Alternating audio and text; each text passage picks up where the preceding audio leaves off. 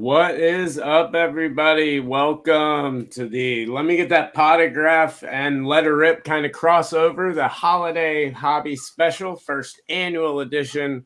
I've got some other guests that we're going to be adding in here in just a moment. But as always, my name is Drew, or the DH. Thanks, everybody, for tuning in tonight for a fun and different episode than normal. It's going to be a celebration, kind of a party. I know, as you can see, if you're at least watching, Mr. Scott Rappaport, my first guest here, is definitely dressed up for the occasion. You win the award for that one, good sir. But how's it going? It's after 5 p.m. What do you think I am? Civilized? I know how you roll. You know what? Nonetheless, the truth is, I was told this was going to be an awards show, and I'd be handing out something, and so I kind of dressed it. I even, being it's a holiday party, I even busted out the good scotch for the night, and so we're rolling with Macallan 20 this evening. Well, there you go. So we'll see how far into the hour we actually make it. Well, there you go. But also joining me today from Women of the Hobby and, of course, Hobby Hotline, Sam. How's it going? Hey, how are you? Yeah, I'm excited for tonight and to be on. It's going to be a fun time. Yeah, absolutely. It's going to be a fun show. We've also got a couple other guys joining us today. We've got a lot of guests tonight, guys. They're going to be filtering in and out throughout the show. But right now, I do want to bring in a couple of them. First up from Show Your Slabs, Corey. What's going on, man? What's happening? I'm way underdressed. And I'm underdressed, bro. Is that a T-shirt? I'm wearing a very good T-shirt. Yeah. Yeah. I thought you meant was this one of the tux T-shirts? No, this is an actual tuxedo. And do you have pants on? Okay, that's enough. Look, there's a lady in the room. I don't want it right. We don't have to go down that road. On the advice of counsel, I will invoke my right to remain silent. It's a big-time power mover. The guy, Robert De Niro, did it in Casino, where he's sitting at his desk and behind the thing and never wanted to wrinkle his pants, so I totally understand it. You're in it for the long haul. Absolutely. And also do want to introduce one more guest that we do have at the moment, at least. You guys know him. He's been around for quite some time. You guys know him as Pat Geek, Mr. Jeff Huffer. What's up, man? What's going on, guys? How are you doing? How's it going? Bad. Hey, Jeff. I hate to brag, but I actually own 2 tuxedo T-shirts, one black, one in white. Nice. Had I known it was a formal occasion, guys, I would have shown up much better dressed. Well, the ultimate flex is, did you see his ice ball? Like it's literally a ball of ice. That's when you know you're class. That's class to another level. Now, if I was drinking the 12-year or something lesser than that, I would just go with the regular ice from the ice maker. But I always keep a ball or two of ice for the good scotch. It doesn't water it down as nice. Yeah. Again, out of my league. I'm doing something wrong. I'm using a branded Yeti. Very nice. There you go. Very nice. Yes, absolutely. What's going on, Slab Strong, Sanderson, Tuor, and everyone else? Thanks so much for tuning in. But yeah, guys, thanks so much for joining the show tonight. I wanted to do something a little different for this episode. Especially do a live one, and it is normally our normal Let Her Rip night, so we'll be ripping into some wax here during the show and giving some stuff away to you guys out there watching the show. So definitely let yourself be known in the chat, and I'll actually put up an invite link. If you would like to call in and join the show, you are more than welcome to, as we've got a couple other people that are calling in throughout the night. But wanted to have a live show, guys, and just kind of, take a look back at the last year, because it was a crazy year in the hobby, but it was a lot of fun, at least for myself. It was one of the most fun years I've had in the hobby in a long time. And, I guess first off, we'll just start off with something easy and just to get things going. What were some moments that stood out the most to you guys in 2021? Scott, since you're dressed so well, I'm going to let you kick it off here. So I feel like I need an envelope to open, the winner of the moment of the year kind of thing. Yeah. I think having the national back this year was a huge thing. It was really nice having it in my backyard again. which happens every couple of years, which is always a fun thing. But seeing new faces there, seeing the number of new people that have gotten into the hobby, and or maybe even rediscovered the hobby, people that that grew up collecting, and all of a sudden things went nuts during COVID, and they start hearing about all the stuff that's going on, and then they wind up getting back in. I've got friends that I grew up with that collected as kids that are back in the hobby, and it's good being able to kind of share that kind of stuff with them. Yeah. I think that, and I think that the new technology that's come into it this year has been huge, and Corey can probably touch on that a little bit more, but the things that we've seen, everything from new sites popping up, new ways to sell your stuff. What's and I'm drawing a blank on the name, Drew, but you've got everything from Whatnot, collectible, card ladder. I mean, it just different ways of content creation. I mean, across the board innovation. And then Corey will show your slabs. I mean, coming up with something huge, which I'd love to hear his thoughts on this as well. But I mean, this year was a lot about innovation in this industry, a lot of moving forward with some pretty cool stuff. Yeah, I mean, what I would add to that, I think it was, the overall growth and maturity of the hobby behind the cards, right? The cards were the skyrocket, but as much as all these cards went, parabolic and then came back down, what didn't catch up was all the ancillary stuff, right? And now that I think this year was a huge leap in, the whatnots, the collectibles, us, and a couple other, there's like stand-up display slabs. So that's not so much tech, but just innovation as far as, okay, we have these cards now, what do we do with them? And I, like you look at compared to other like collectible type things like coins and watches, right? You wouldn't buy a $50,000 Rolex out of a cardboard box, right? Or you wouldn't put it in a cardboard box at your house.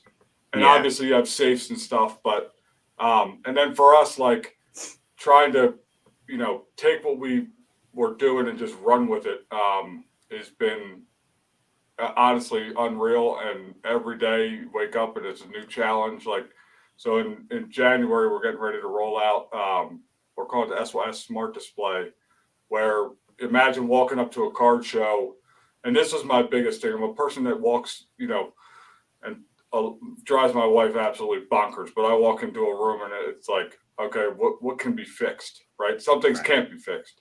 My wife's work problems can't be fixed, but there are some things that can. And one of the things that we're doing and we're really excited about is, so imagine walking up to a card table, dealer's table, scanning a QR code, and all the prices in that display, either laid down or upright, will come up on your phone.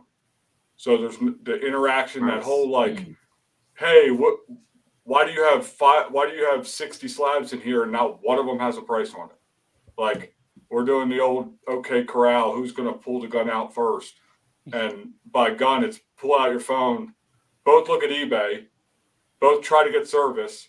Meanwhile, there's no deal to be had, and 5 other people have come and left that don't, that wanted to buy or were interested in something. So that's something we're really excited about. And the other big gap I still see is like all the buying and stuff that goes on at the shows, those comps aren't recorded, right? I know it's tough, you got to vet, but with this technology and with us rolling out this, our smart display, a dealer will have an option to report that comp back to us, and it'll be all under the auspice of the display ID, right? So that's the biggest thing. Nobody wants a pair of eyes in their pocket when they're getting $5,000 for something in cash, obviously, right? That's probably why a lot of it doesn't get reported. But well, you remember, I mean, I don't know how long you guys have all been in the hobby, but, I remember going back to the, 80s and 90s when, the Beckett price guide was king.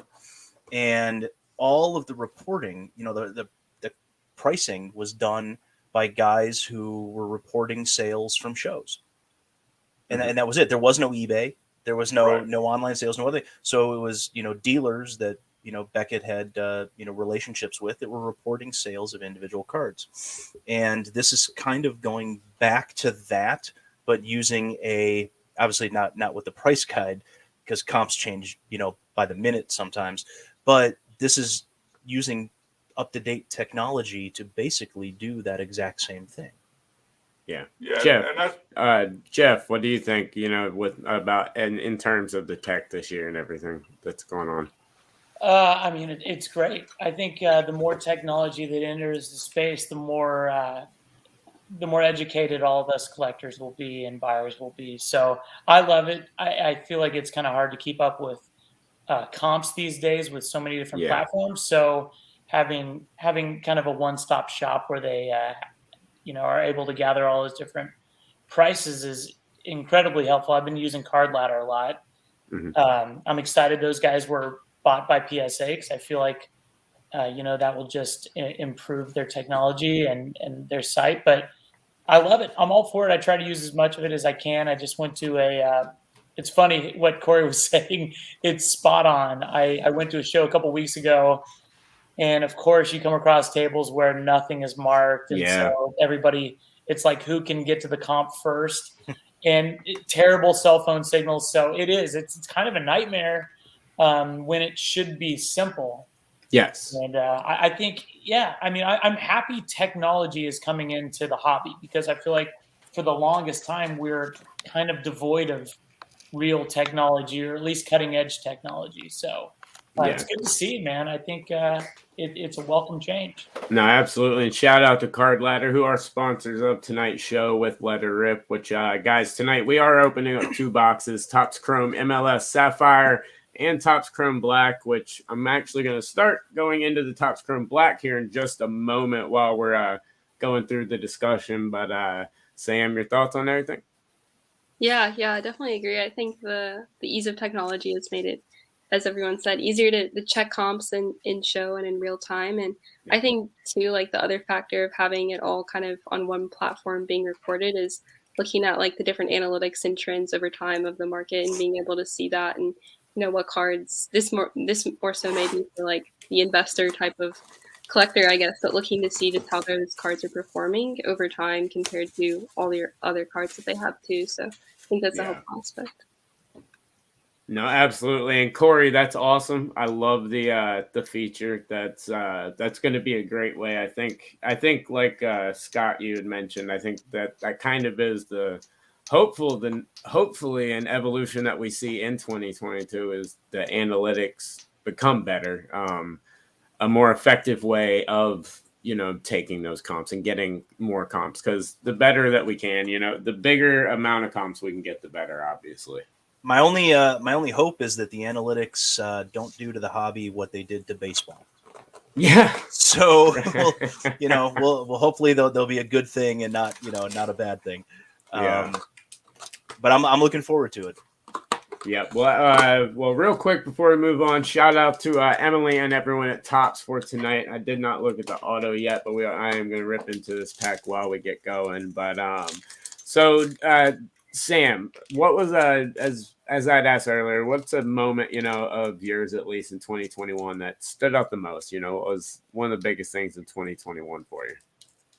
Yeah, I think for me, this was like my first, I guess, like full calendar year of truly being in the hobby. So January through December. And so early on, it started off interesting. I think able to attend the Dallas show kind of at its peak. That was like the March Dallas show, which was a little bit crazy. And then just seeing how the hobby grew over time, I think was an important factor for me just to learn more about it and see kind of the rise of certain cards and the fall of others was just like a good learning opportunity, I think, for the overall year.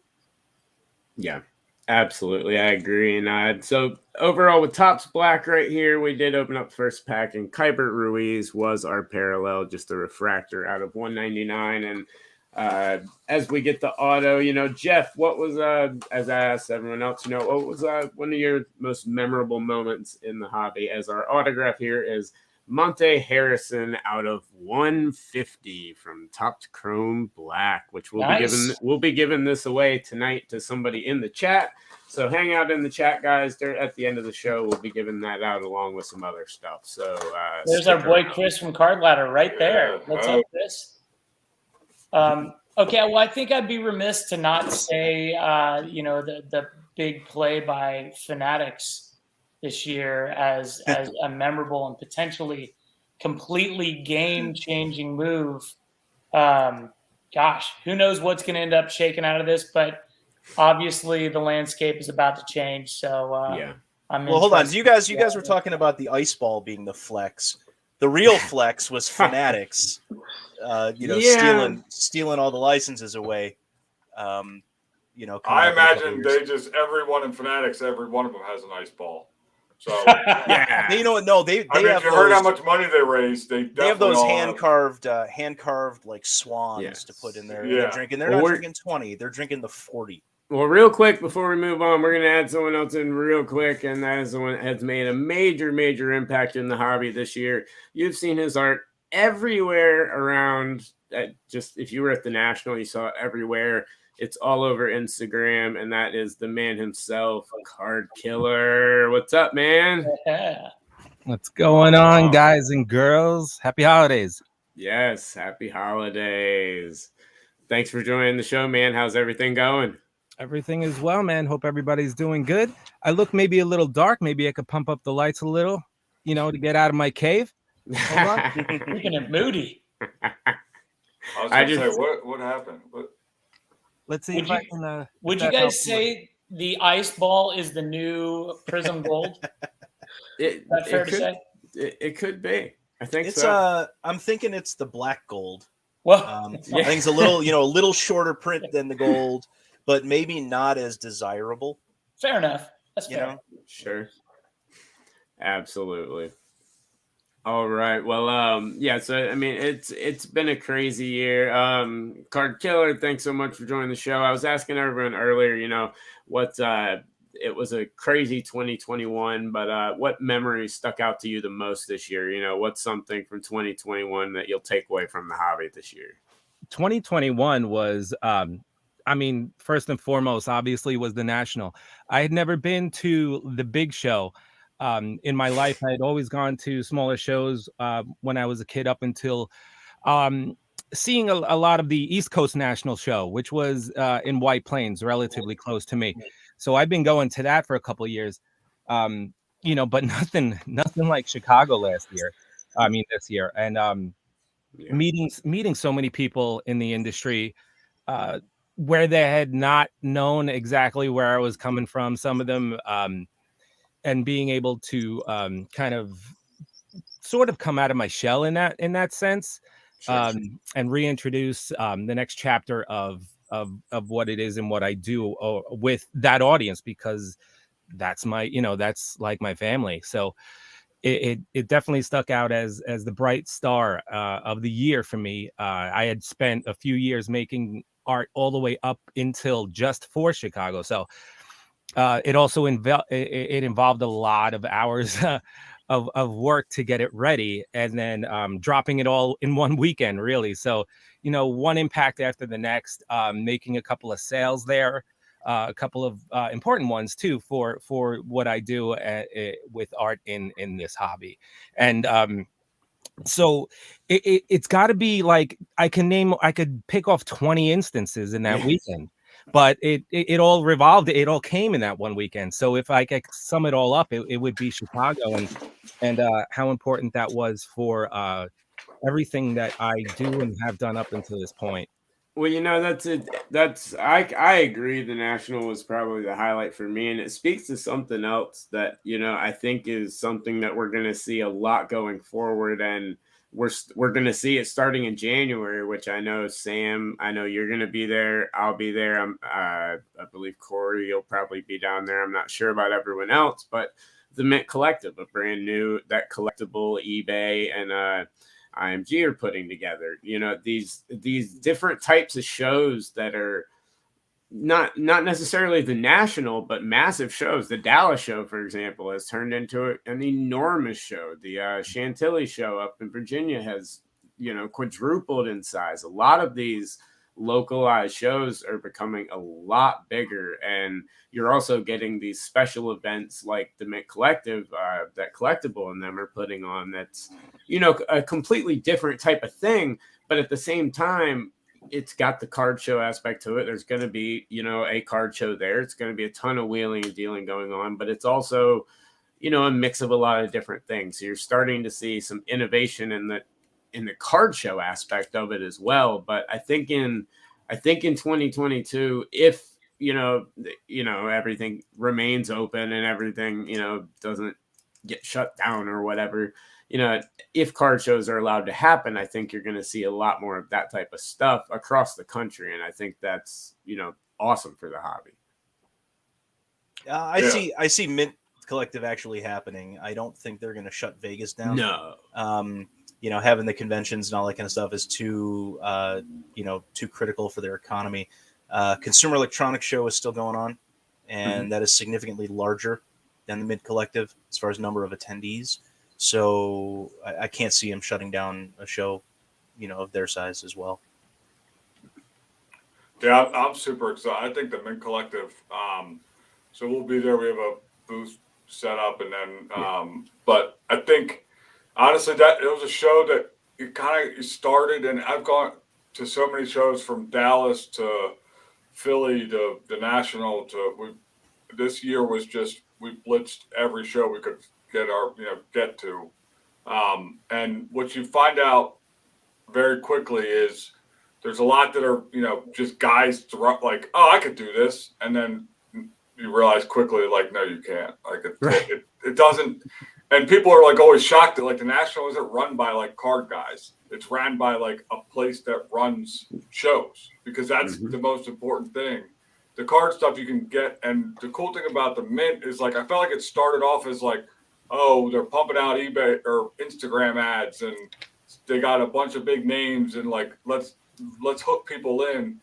But it all of a sudden, like they partnered with the right people. And like they were smart enough to know what they don't know. So they went out and like got curators and like talked to people and was like, who would you like to see at the show? They kind of put like a filter on who could apply to a table. I don't even really think there was a filter. I just think they wanted to get knowledge that a lot of people don't do, right? And they got a lot of people, great speakers, and more importantly, it's got that ground buzz, right? I'm in different rooms, chats, clubhouse, all types of places, and like I think that show is going to be a mammoth. Like it's going to be a big show, and it's going to be a don't miss too. Oh, absolutely. Sam, you're speaking, and in terms of content creation, this is really big. The Mint Collective, I think, is going to do a lot for content creation in the hobby moving forward in terms of just collaboration, knowledge, and, hopefully a lot of information. Yeah, I'm also going, and I'm super excited. I think it is a little bit different than the other shows. It almost has like a conference like vibe to it in a way. There's a lot more like programming events and as Corey was saying, like different speakers who are actually in the hobby and on the grounds and have that information. So I'm looking forward to it, and I'm excited for just all the different events and things. It's kind of funny, like the card show in my mind is a little bit secondhand to the fact that there are all these other events throughout the day that are going on. So I think it'll be interesting and fun to see how it turns out. No, that's the coolest thing to me is that the card show is completely secondary in my mind. Like I'm going for everything else, and the cards are kind of a bonus. But, so they were super smart though. Like they set it up to where they bring in like the Josh Luber and the president of the UFC, Dana White, but they bring them in like, hey, come in on Friday, leave on Sunday, speak for an hour in the morning. So like, odds are they're just going to be out there in the marketplace part, cruising, checking everything out with their friends and, bringing people that wouldn't normally get eyes on, especially like a Dana White. Like it's funny because I watched him do a break with a buddy of mine, Chris Costa, and because he has Big Night Entertainment, so they had like a link there. And you never know with these celebrities, and it's not their fault, but like they get set up into this stuff, and it's like this could go terribly wrong. Like there's some guys who even play basketball, and they are checking their phone. They're like, you're just thinking, okay, this guy got paid, you know. And when he went on with Dana, it was wild because first of all, I was shocked, and then I thought about it. I wasn't shocked. Dana White had never seen any of his cards, like never seen a UFC card in his life. Like never to approval, never to say like, oh, that like, you know, sign it off or whatever. Right. But and as it started, he's like looking on his phone, and the guy's probably got a bazillion more important things to do. The second he opened that pack and he saw that first fighter on the card, Dana's eyes lit up, and he did not pull away. Like he was commenting on every card. You know, I hate this guy. This guy's the next, thing, and that to me was like genuine interest. You know, and that's why I think he's going to do well at this show as well. Yeah, absolutely. Jeff, Card Killer, you guys and Scott, are any of y'all going to the event? Jeff? I may be. I haven't confirmed it yet, but I'm hoping to. It's a great lineup, man. I'd love to be there, but I'm not confirmed yet. What do you think as a content creator? Both of you can speak on this as a content creator. The idea of a show like this, one that's more focused on, as said, more of a convention type atmosphere. Card Killer, you want to take that? As far as this being a little bit different than the rest of them, yeah. I've been saying this for the last year on other shows that I envision the National to become more like a Comic-Con, right. And where media kind of dominates and everything, and the cards are just like the backdrop. I think that this is a push in that direction. I'd love to go. I actually have, been planning to go. It's not 100% set in stone, but like. If you see me like this here over in Vegas, you kind of know that I'm advocating for sports cards and and elements like Comic-Con coming together. So it's definitely something I want to attend. I think it's the step in the right direction because just so much innovation creates good competition, and then the best will survive and the hobby will thrive. So I think that's what, this is the beginning of that. I mean, the National is also the beginning of that itself because it's getting so big. But this is where I think so much networking is about to happen. Yeah. And like, I don't want to miss it. I have art to deliver. Don't show that to anybody else. That's all you're going to do. Love it. Well, I'd like to extend the offer. So at our table, we have a booth. I'm dedicating a wall of it to. I've been reaching out to different artists that either have done Topps Project 2020 or they maybe not as well known, because I saw all these paintings, right, and all these, a Jordan replica card or something and a cool spin on it. And I thought, and it actually, I can show you this picture. We did this for Blake Jameson. Nice. The Baltimore News. That's beautiful. Yeah. So the owner of that card, I'm 6 foot. I'm 6'1", so he commissioned Blake to paint and the tag is a painting. It's all on a canvas, right? It's all on an inch thick canvas. We built a giant slab for it, covered it in museum grade glass, and it got me thinking. Like, that's kind of what needs to happen with these artists to either stand out among another one or just to get the art into, because. There's, we're in the display business, right? But there's guys that you're not going to reach. I'm not going to get a Michael, a Jordan PSA 10 owner to get that card out of a bank vault. I understand that. I wouldn't recommend that. I know that. But it's a way for artists to also make money, and so the guy says, here's my card. I want a 4 foot, 5 foot, 6 foot, replica of the card.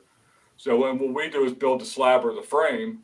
But like Card Killer, I would love to give you some space on the wall. We're dedicating a whole wall. I think we have 4 artists right now: a Tyson, Naomi Osaka, a Jordan, and a Mantle.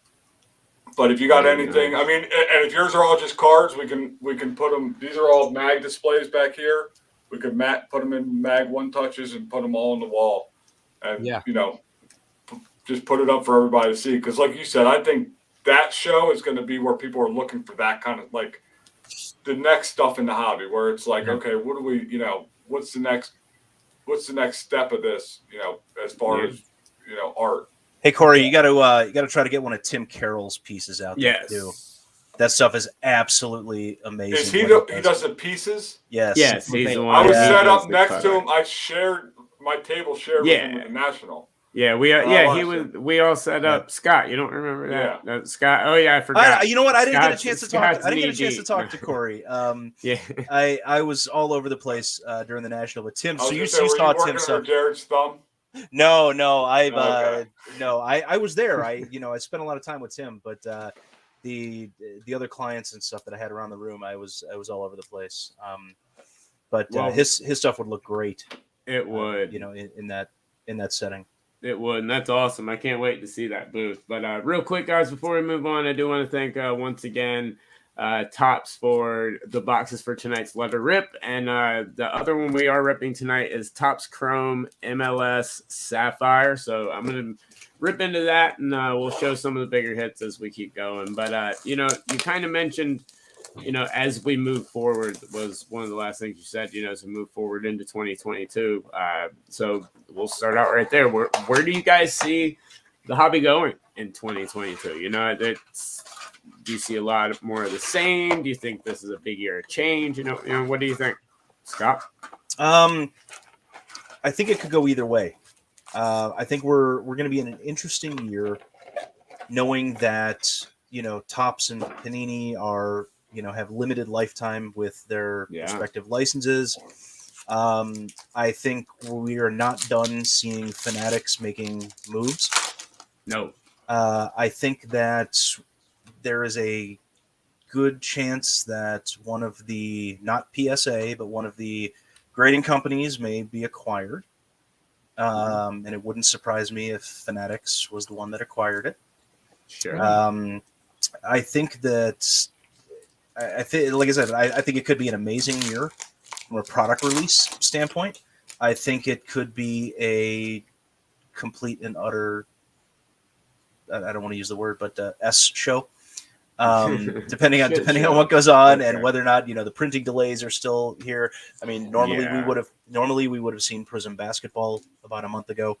We're still going to be waiting for that because of the delays and things like that. So we'll see what happens. But I think the higher end market, is going to stay stable. I think you may see some, disappearance in some of the lower end stuff depending on what happens. But as long as I get, this is my favorite card from 2021. This was a Topps museum piece that Brad Utterstrom did. Nice. My favorite, actually, the guy who threw the greatest no-hitter in baseball history. There you go. Yeah, Doc Ellis. Yeah. So, speaking of art, like I said, I had to grab that off my shelf. But I'm looking forward to what my my favorite card of 2022 is going to be. And I have no idea what product it's going to come out of. I have no idea. But I know, Drew, you alluded to it earlier. I think soccer is going to make major plays. I think that's part of the reason you're opening up Sapphire. Yes. Well, speaking of, here's a Brenner Pitch Prodigies Gold Sapphire out of MLS. But yeah, soccer, man. Yay. Is that? I'm with you on soccer. I'm with you on soccer big time. I think soccer had a great 2021. Topps came out with some amazing products, and not just the Sapphire stuff, but my favorite soccer product of the year was Merlin. Yes. And I caught on early with Merlin, before the prices, went through the roof and everybody started realizing that it was actually a really good product. Well, I mean, even Topps Chrome MLS, it originally, when it came out, it was $85. Now it's up to almost $200 a box. But, I think the soccer market, while we are opening up this right here, I think that is one market that, especially as we head towards the World Cup this year, I think that's a market that's primed to see quite a bit of attention paid to it. Yeah, so Sam, Jeff. I'm Jeff. sorry. I was just going to Jeff, piggyback what Drew said. I'm super interested to see what happens with the World Cup since I mean, essentially since soccer cards gained any attention in the hobby, we haven't had a World Cup. So, I mean, this could really spike that market. But I've been dipping my toe a little bit in that, even though I know nothing. This World Cup, see, my concern about this year is this World Cup could be a complete and utter dumpster fire. It's in Qatar in the middle of the summer. Yeah. When it is hot as hell. And I want to know what Vegas has the over-under on the number of players with heat stroke. That's my betting line right there. Is what is that number? What, how many guys are going to be passing out in the middle of the pitch, because it's too hot and they don't have a chance to hydrate during the middle of the game. Yeah. Sam, I'm sorry, I stepped on your turn. No problem. For 2022, I'm thinking, I mean, honestly, I have no idea, but if I were to guess, I'm thinking that the hobby in general, especially just because 2021, I think, saw so many new people getting in. I think 2022, a lot of people will be like smarter in their buys and just there will be kind of that learning and growth that they've hopefully achieved this past year. And so I think next year will be a smarter hobby, so to speak. And then personally, I'm hoping for growth, but I'm hoping for a steadier growth rather than like a up and down crazy little thing that we have. So I'm hoping that, the hobby, more people continue to get in, and then that it isn't just so like wild and crazy all the time in terms of pricing and things like that. I'm hoping kind of stabilizes a little bit. Yeah, no, I completely agree. Corey, keep it rolling with you. What do you see in 2022? Hey, that rhymes. Yeah, I mean, I think there's going to be a lot of consolidation, a lot more. You're going to see big plays by whales that have already happened and that will continue. But I honestly think it'll, like to what Sam said, I think it's going to be a steady growth because everybody just went through that whole roller coaster of the ups and downs, and so people kind of step back and go, okay, let's let things rise and fall as they may. But I think more of the people that are related to the collectors that are in it now are like, for instance, my wife and my cousin who works for me, they're doing a ladies' night tomorrow night. My wife has never showed interest in one card, a sports card, right? So they found their way. They're opening some leaf metal pop culture.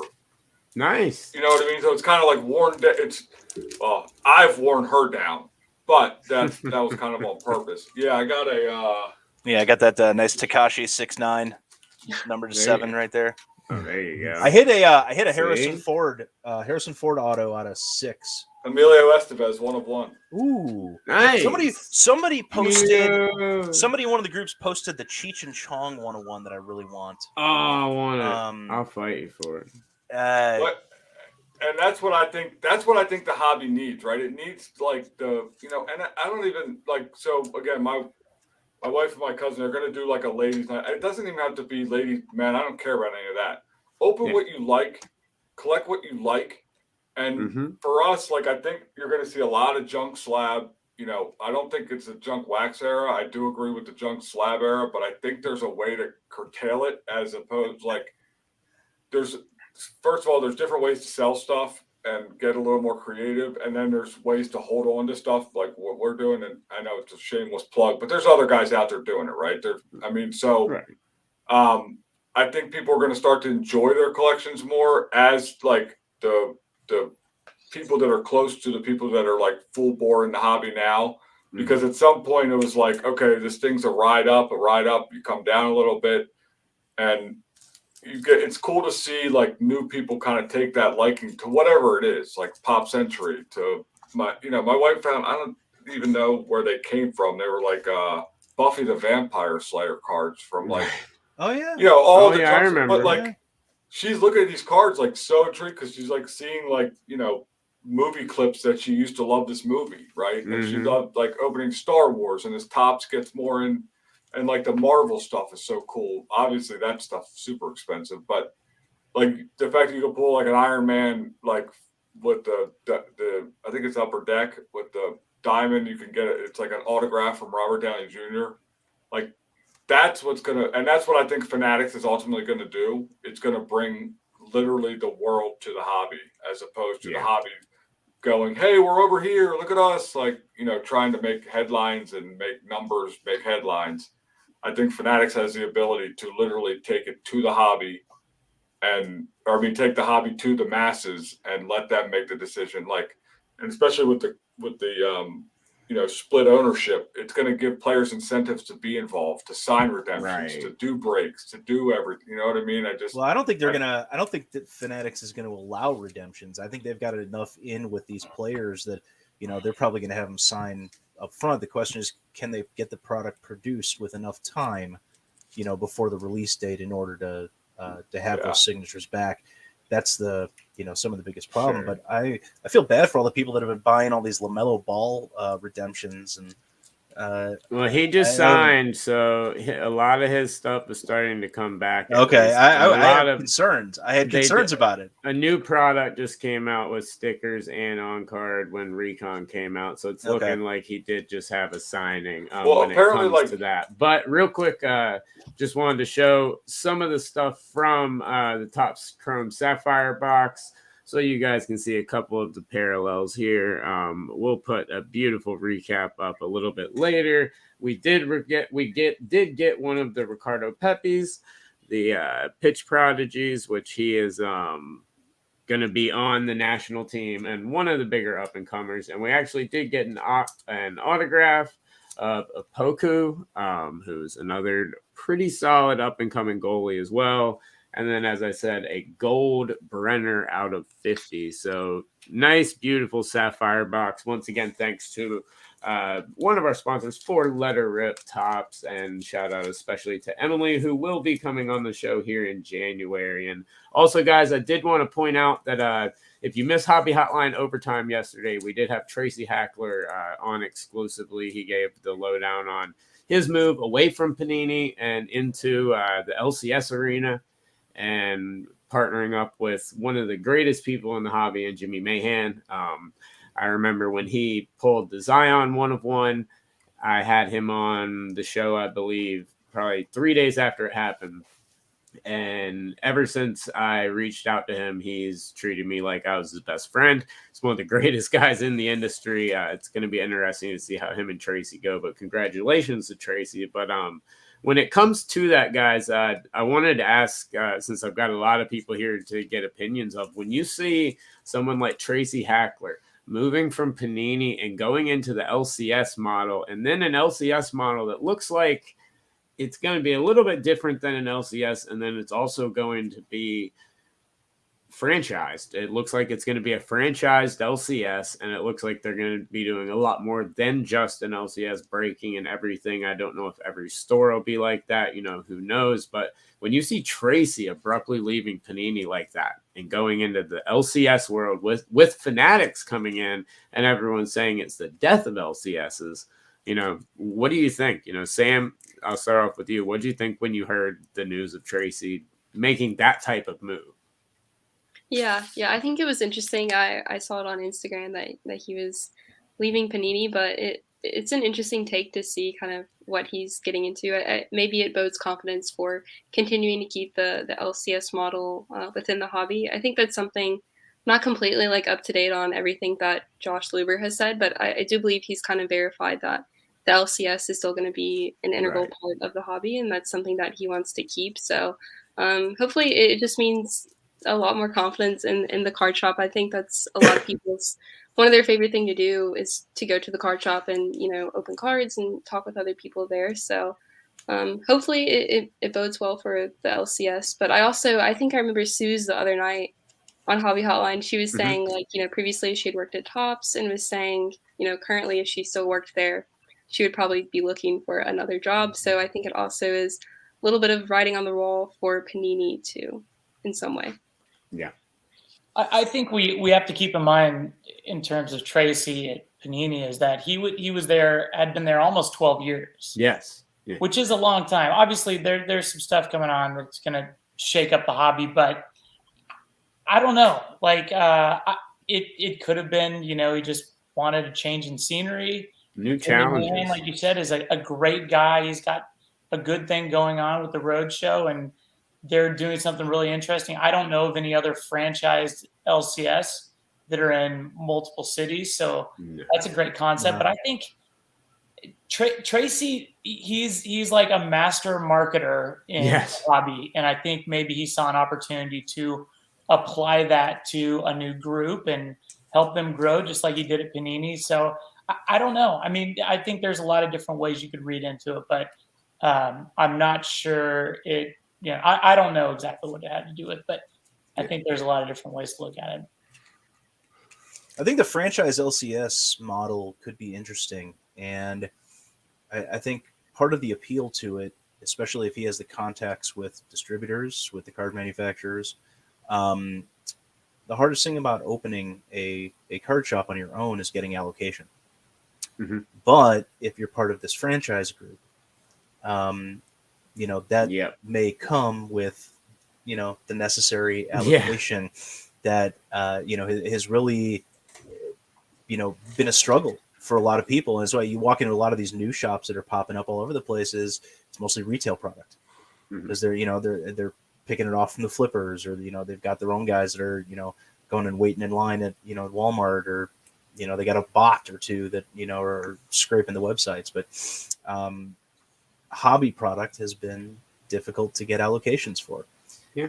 So if you have this franchise model and you've got, Tracy, who's got obviously he's got a relationship with Panini. Yeah. He's probably knows people at Topps. He probably knows people at Southern and GTS and, in All Sport and all, the different distributors. Imagine being able to, pay a franchise fee, get the branding, get the marketing, behind it, where it's a card shop in a box, and it comes with, access to all of the product that you need in order to be successful. Right. I think it's a genius idea. Yeah. I think Tracy is probably one of the very few people that would be able to pull something like that off. Yeah. The one thing that almost comes to mind ultimately franchise is the key word, but what I think and what a lot of people think is that thing when something's new and big like that, is this the beginning of the end? We're all kind of be like, where is that? Where do we take that? Because obviously they're going to be offering him any local LCS franchise the incentives to do it. How far can they take it? Every time I go into an LCS, there's a little table where they're doing auctions right through Instagram, right on YouTube, but 24/7 they're selling stuff on the internet. So maybe that's a part of it. Maybe it organizes it into a little bit of a thing where, like, oh, I'm part of that group, so right off the bat I'll have a little bit more business. The more people buy into the franchise, you start to think about dilution. You start to think how long is it going to take before it's going to fizzle out. In the 90s, there was 5 local card shops in my neighborhood until there were none. And now there are back. Now there's like 3. So maybe they want to corral that. Obviously, it's good for Tracy because the thing about franchises, and not necessarily cards, but I'm assuming they'll put something in play where each franchise will have its own geographic territory where they're not going to sell another franchise into. And it may be something where they convert existing card shops, into, these franchises. And there's going to be a certain level of freedom that they're probably going to be able to give them to do things like the auction table, the showcase, if they want to rent out showcase space, which a lot of card shops do to, any one of us could rent a showcase at a some of these card shops and, put cards in there for sale and they take a percentage. But the thing you got to remember with franchises is the branding may be the same, but I'll tell you, I love Arby's. Right. I'm not a thin guy. I'm not Drew, but I love Arby's. But my Arby's here, that's 5 minutes from my house, I will not go to. Right. Same thing with the Popeyes that's right next door to the Arby's. I won't go to it because it's not as clean. The service kind of sucks. And, it gives a bad taste in my mouth. I would rather drive to the, 2 towns over to go to that Arby's because it's cleaner. The people there are really nice. They actually get my food to me on time. So the card shop thing is going to be, is going to be very similar. I think there's going to be a lot of similarities between, what each shop looks like, what the branding is, the requirement type things, and it may be something as simple as, okay, well, you got to have these shelves with this quantity of wax until it sells out. But the rest of the shop, is all, free license, whatever you want to do with it. It could be something like this is my specialty, where they're all tied into the same point of sale system. So you can check, inventory at another location, and, there might be something in the, in the agreement, that says, hey, you gotta, if you have a ton of something and this other shop needs it for a customer, you gotta, there's a shipping arrangement, something like that too. That idea. There's all sorts of ways that they could, do that and make it efficient and make it, because, like, Chicago, I'm in Chicago. Hockey sells very well here in Chicago. But if you go down to Alabama, hockey's not going to sell in Alabama, but football will. Yeah. No, it's just, football sells here too. So that was really a bad example, but I get what you're saying. There's all different things that, that can be done with it that could actually make it really efficient and really fun.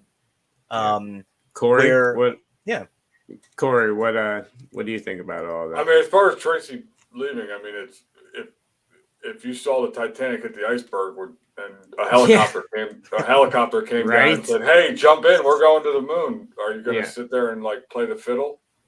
So I think so. There's two ways it's going to go. I think their franchise thing is going to be a great, success. I don't think they're going to really. It's not going to be like the McDonald's takeover of the country. It's just because honestly, Panini, while they have a relationship with Tracy, they got way bigger fish that have been spending and have allocation and have no reason to lose it, because if the scale of allocation has worked that way, these guys have to the point of like, so we did a store build out down in Florida, in Miami. It's AA Mint. So these guys you go into the store and it looks like an Apple store. And it's got 1,250 slabs on the wall in 12 different panels that we built, and every corner of every panel is a QR code that shows every price. So, and if you buy one of those cards off that wall, it not only pulls it from his inventory, it pulls it off his eBay, it pulls it out of his website, like just pulls it. So I think that model, like, and I'm sure they have their system too where they can sell it, that way. But and there's a guy like I referred to him earlier who did the breaks with in UFC. I think everybody's positioning for Fanatics, and I think everybody's listening to Josh Luber. They know that they got to be the ones in that they want to make it so Fanatics says, I'm not even going to bother opening a store. I'll just buy them out, or I'll just send the stuff directly to them. So the guy in Boston, his first shop is at Patriot Place. It's literally, I mean, this guy built, it's one of the coolest stores, and I honestly didn't have anything to do with it like the other store, but he literally had like an iron workers come in and build a vault inside the store where you can see into it through like bulletproof or like thick glass. Wow. And it's open during the day, and then it's got like really cool art stuff. But his next store is Fenway. The store after that is TD Garden. So he's already positioning himself to, you know what I mean? And that's where like people, I think that's what this play is. I think Tracy, obviously sees the writing on the wall. Who wants to, and the poor guy is the nicest guy in the world. And he's just got to answer questions that he has no answers to. Because he's the face and he's out there, and it's like, what happened with you and Fanatics? Like, I don't know. We're not a license anymore. What do you want me to, like, people want an answer like he's on the way up. So as someone that talks to him quite often, trust me, that wears on you after a while. I mean, you could see it. I've met him a couple, 3-4 times, and every time it's like the guy looks like he's been run through the ringer of just all day just going on, and then to answer questions that nobody wants to answer. There's no answer to. There's no reason to even ask the question. But obviously, he gets the brunt of it. And I wish him luck. And Jimmy is salts of the earth. That guy's kind of fun. With allocation with Panini in particular, you mentioned some really big stores that already have allocations and everything. David Adams is one of them. Well, they're opening up a store in conjunction with Topps. So it's going to be interesting to see how Panini reacts to their allocation with that. We're doing a build out for that in Cooperstown. Really? Nice. Yeah. So I had a dinner I met Adam when we stopped up in Buffalo. I'd met him a couple times before, but we had just a small quick meeting, and he was telling me about that. And that's what I mean, right? It's not like Tracy's going to go and take the master key and say, now we get all the stuff, and nobody can get anything else. There's a lot of big fish in this pond, and I mean, Mitch from Bullpen, right? He's got now Bullpen LA, Bullpen Burbank, I'm drawing a blank. It's another place in Melrose. So he's kind of covering California. One moment, Corey. Jeff, I know you've got to run, my friend. Thank you so much for joining the show, brother. And hope you have a great holiday and New Year, and I'll be talking to you soon. Sorry to split early, guys. It's been great chatting with everybody, and Merry Christmas. Yes. Yeah, good to see you, Jeff. Merry Christmas. We'll see you in Vegas. Yes. Yes. He committed, see? Yes, absolutely. There you go. So, Jeff, once again, thanks, Jeff, for dropping in. So, guys, we got a little bit of time left. We do have a couple of giveaways. I'm going to be giving away the Topps Black Auto, a couple of the numbered cards, and a couple of other things from the Letter Rip Vault here to somebody in the chat here in just a little bit. So, stick around for that. And also, if you do Panini NFTs, I'm going to be gifting a couple of NFTs to a couple of people as well. So stick around. We'll be doing that here in just a bit. We got about a little bit left here in the show, but wanted to let Corey continue. Sorry, I interrupted you before, brother. So no problem. And I was just So what I was saying was, it seems like, when I talked about the consolidation, right? It's everybody pivoting and making and as they should be, right? Nobody should be staying stagnant and going, oh, we made so much money, let's just keep this, because there is a change coming, and if you're not, at least planning for something, you're planning for nothing. So, and Adam, I mean, the guy is, you've never met, the guy is the nicest and funniest, just out there having a good time, but he's a very shrewd businessman, and he knows what, he's angling. Like, when I talk to him, I feel like he's on a chessboard, and I'm playing checkers, and I'm like, there's something, it's just wild to see. Well, if that store that they're opening up, Drew, that you mentioned in partnership with Topps, if that's the one in Cooperstown, that actually makes a lot of sense to partner with Topps. Given that it's it does. Yeah, it's Cooperstown. Yeah, they have the MLB license. I don't think Panini's really going to look at them, kind of sideways for doing that, especially with the amount of product that they move. Yeah, and honestly, I don't either. It's just interesting. Yeah, I don't think that. I feel like Panini, everybody thinks of it as like the emotion that we tie to cards. Panini's running a business at the end of the day, right? And their business is to work with the people who bring them money, and no better than David Adams and the blowouts and all. And that's guys. Where I think this Tracy move over to Kentucky Cards and everything is exactly what I think.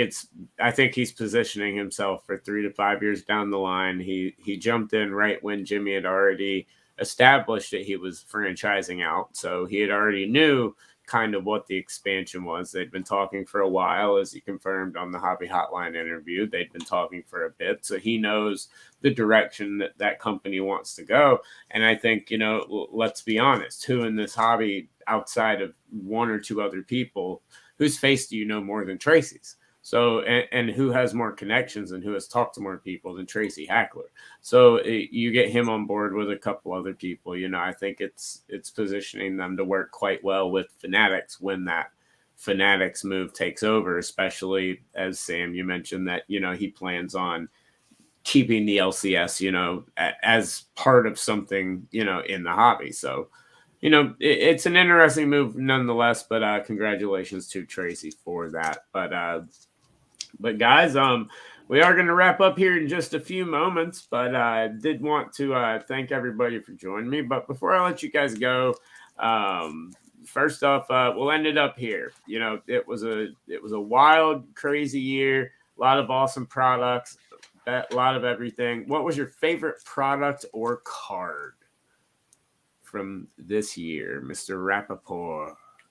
Well, you already saw my favorite personal card, but that was kind of a one-off that I had Brad commissioned for me, so that doesn't really count because it wasn't something you could pull out of a pack. Product-wise, 2021 just came out.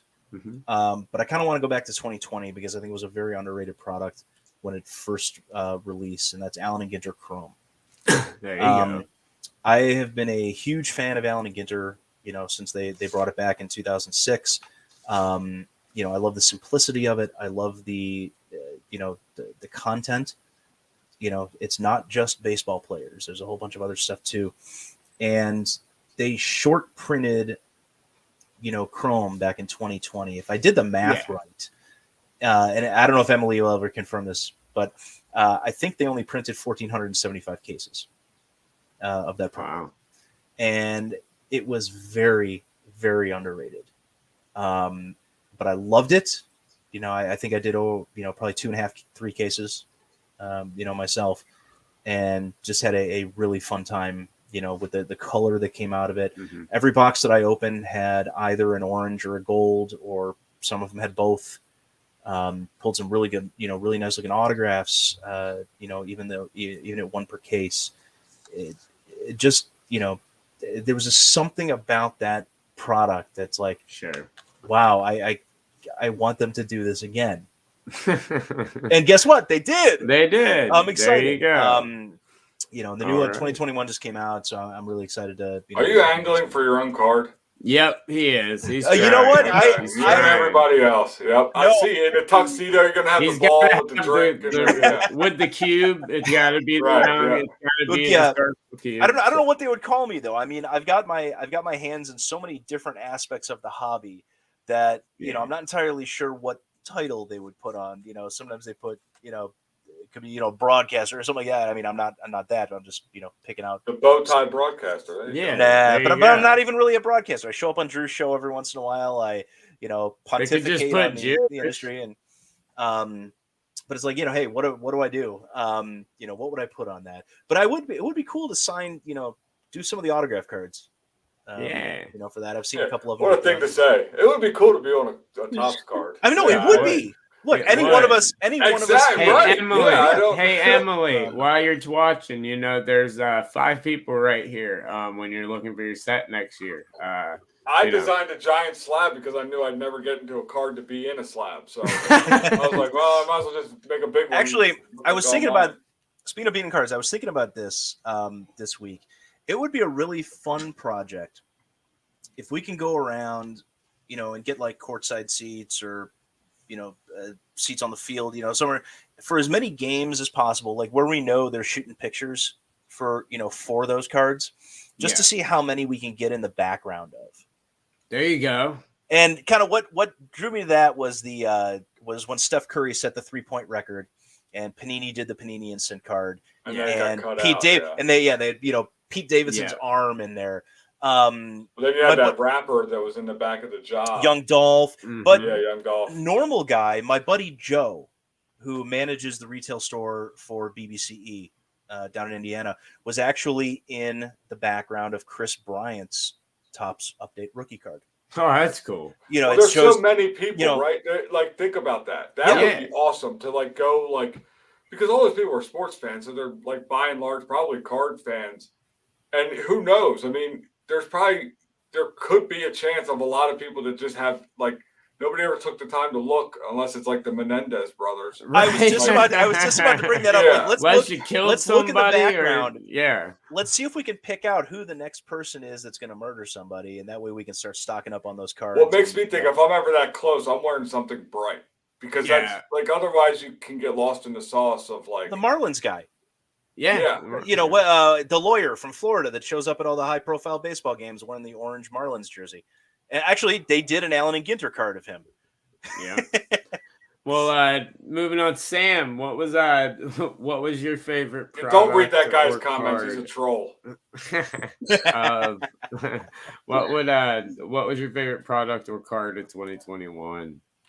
Yeah, this may be a bit, I guess, like biased and cliche, but I opened up a good amount of 2021 WNBA Prism, and this year it was different because it was the first year with Color Blast. I actually hit one, and I only opened up like 3 or 4 boxes, so I was pretty excited with that. So yeah, I that's honestly the product that I opened up the most this year, so I'll have to go with that one. Nice. Sports here is it mainly sports cards? Yeah, I do like sports. I have like other small things as well, but yeah, I mainly do sports.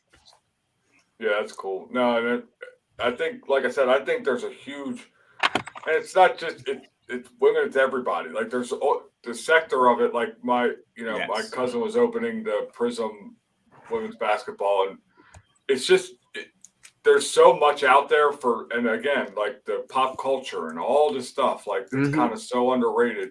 I'll be curious to see. So my wife and my cousin are going live tomorrow, and they're doing like a ladies' night. And they're going to rip live. Same, we're on Show Your Slabs on Instagram. I mean, if you want to pop in to do a dual live, break something, that'd be definitely fun. Well, that's the one thing I do want to say. With Sam's show in particular, with Sam and with House of Jordan, some of the stuff that they do,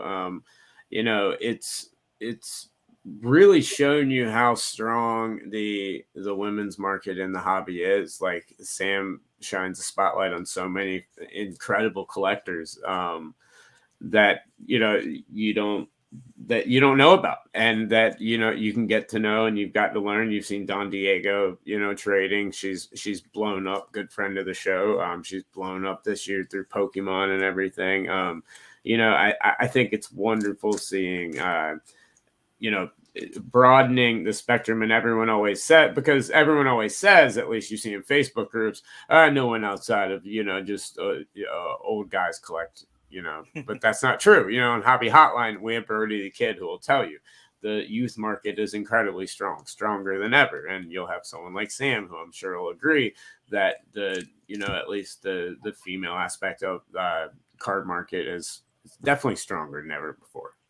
Well, and I think it just needs to be like, it's not even to me like male female thing. It's just collecting, right? So right. No. I agree. Yeah, and it's just showing, that there's other, because just by and large, and it's just fact. There's a lot more male sports fans. Right. Well, yes, of course. But to show like there's so much more out there. Like, again, not to harp on it, but like my wife loves Star Wars. I could care less. I don't even know if I've seen all the movies. Oh, get him out of here, Drew. Get him out. Yeah, and stuff. I live in this world, not up in space. But whoops. No, I'm just kidding. No. But no, I think we need the clown with the giant hook to kind of drag him out. Oh, sorry, I didn't like Star Wars. I'll go down on that shit. I don't like Star Wars either, so sorry. Oh, get him out. Who can get him out? But you've seen them. Yeah. But you've seen them all. That's the key. Yes. Yeah. But to me, it's just it's not. It has nothing to do with male female. It's watching the eyes light up on one card where my eyes light up on a something Lamar Jackson different. Something, right? So it's the same effect. It's just kind of bringing the people. Well, that's what I love with like the Pop Century, like you were talking about with your wife. I think stuff like that's amazing. Like seeing people get into the hobby, through these tertiary products and stuff. I think that's awesome, and I think those are some of the most. What's that? People get too wrapped up in trying to push like a certain product, like right. You have to like Prism. I'm so like it's got to be Prism, and then you push people away that like because obviously they can't afford it. They're not going to pay something that they're not even sure they're into. So it's like all this other ancillary stuff. That's like the collecting part of it, where it kind of pushes and grows. Yep. So Corey, real quick, what was your favorite card or product of the year? I'd say the LeBron Kobe tribute card. Tribute. I thought that was just very cool. when it came out, and obviously everybody else did. So not original. And Card Killer, what about you, my man? I'm always gonna err on the side of how I approach things with the card art scene. So my favorite one is right there. That's Lauren Taylor's Griffey from this year's Project 70. She signed it. I got it signed at the National. So that's indicated on the back here, I guess. Nice. Yeah, right on the top there. So cool. A little bit of an extra incentive. That was actually gifted to me by Donnie B Collectibles. If he's out there in San Francisco, thanks you to Donnie B. He's like my partner in crime, and he just ended up buying 2 of them, and he's like, here's this one's for you, and I'm like, you got to be kidding me. Nice. Well, you know, I had not to toot my own horn with the second one, but I wasn't. If I was going to talk about the custom cards, I had done a collaboration with another guy that I work with named Optimus Volts. Yes, probably the only other kind of artist in the scene that wears a mask, really. And we did a collaboration on a Ronald Acuna card, which sold at the National and then was resold. And then Acuna personally signed it afterwards, from what I heard. And at that point, you can actually get these pieces of card art slabbed by Beckett, because they'll authenticate the autograph itself, and then just a trading card, instead of what it is. I think there needs to be advancements in that. Something I see for 2022, I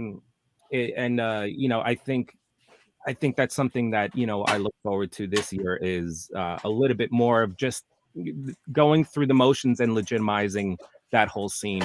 But I mean, speaking with Pops does it, yeah. Well, speaking about card art, when it comes to products, my favorite product this year was Topps Chrome MLS. I loved seeing the MLS market get love. There's so many good athletes in MLS. I think it's an incredibly underrated product. That's why I saved the Sapphire box for this show. It's one of my favorite products. So I go that route. But for cards this year, for me, it was the customs that I got. And so there's 2 customs I want to point out right now. One of them from Donnie B. That was got at the National, an incredible Jerry Rice that kind of mixes a wild card in with the old school example. And then one that I just got from Sharkbait Customs, which is an up and coming guy who's absolutely incredible. His work, these cuts and these angles are amazing. And he did this Dwayne Wade, knowing I'm a Heat fan. And it's kind of a take on a Prism card that has this 3D effect, as you can see. Absolutely beautiful. Some of the nicest stuff around. Yeah, there you go. Right there. There's another. That's what I was searching for. I had no idea when you guys said his name. I just saw him on Instagram. I was like, that he had it up for sale, and I just saw it pop on my screen. I was like, sold. I didn't even realize. I just thought it was so cool. Those were some of my favorite cards this year, just because I love that. Topps Project 2020 ended up spawning a massive movement towards card art, towards just all of this other stuff you've seen Tyson Beck doing, his collaborations with some of the biggest athletes in the world now. You're seeing people like yourself, Card Killer, doing just some of the best, coolest customs around. I love that avenue of the market as someone that defines myself as a true collector, someone that likes to display stuff. Yeah, I know the hats, man. Don't even get me started. They're the coolest things in the world. I saw Brody's that you gave me at the National. It's amazing. Those things are incredible. Definitely check those out, you guys. But yes, yeah, so those would metal? Does it? Corey, you asking that? It looks like. These are all mosaic, but they're pieces of refractor cards. Yeah. Oh wow, dude, Corey, they're the coolest hats you'll ever see in the world. Yeah, I mean, I don't want to tell you how to do your business, but sometimes you got to come out of the cave because I can't see. Okay. Yeah. So they're the pieces of cards. Wow. Yeah. Yeah, they're all refractor pieces from football, baseball, basketball. Why did you do the Jets? Well, because you don't feel bad cutting up the cards. Yeah, no. Most of the cards, actually, the green comes from like the grass backgrounds of refractor cards from any sport. The Jets in particular, because this was supposed to go to someone who's a really big Jet fan, and I have yet to get it to him yet. So, Gary V. Yeah, that is correct. So maybe National, maybe Vegas if he shows up. Yes, I made him a display for the National. Not that I took it to him, but I had it all set up, and I'm like, "This is my big chance." And then I realized I don't need that. I'm not chasing somebody down. It seems like way too much work.